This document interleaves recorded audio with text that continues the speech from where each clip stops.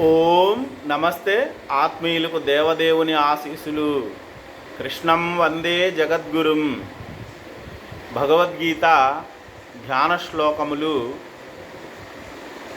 ఓం పార్థాయ ప్రతిబోధితాం భగవతా నారాయణేన స్వయం వ్యాసేన గ్రథితాం పురాణమునినా మధ్యే మహాభారతం అద్వైతామృతవర్షిణీం భగవతీం అష్టాదశాధ్యాయినీం అంబత్వామనుసందధామి భగవద్గీతే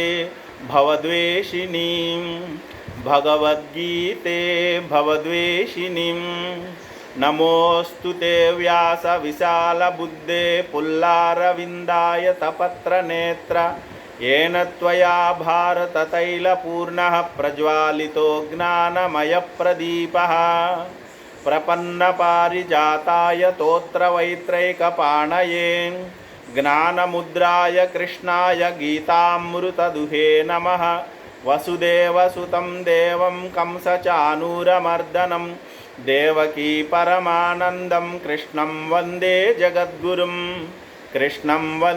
जगद्गुरुं भीष्मद्रोणतटा जयद्रथजला गान्धारनीलोत्पला शल्यग्राहवती कृपेण वाहिनी कर्णेन वेलाकुला अश्वत्थामविकर्णघोरमकरा दुर्योधनावर्तिनी सोत्तीर्णा खलु पाण्डवैरननदी कैवर्तकः केशवः पाराशर्यवचः सरोजममलं गीतार्धगङ्गोत्कटं नानाख्यानककेसरं हरिकदा सम्बोधनाबोधितं लोके षड्जनषट्पदैरहरः पेपीयमानं मुदा भूयाद्भारतपङ्कजं कलिमलप्रध्वंसिनः श्रेयसे मूकं करोति वाचालं पङ्गुं लङ्घयते गिरिं यत्कृपातमहं वन्दे परमानन्दमाधवम् शान्ताकारं भुजगशयनं पद्मनाभं सुरेशं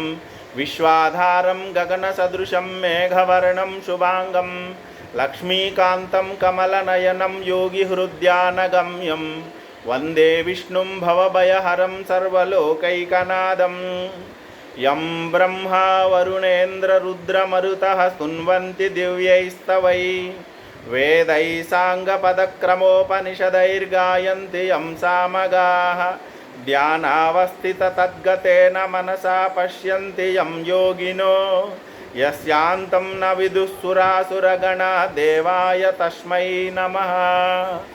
ఓం నమో భగవతే వాసుదేవాయ. ఇది భగవద్గీత యొక్క ధ్యాన శ్లోక సముదాయము.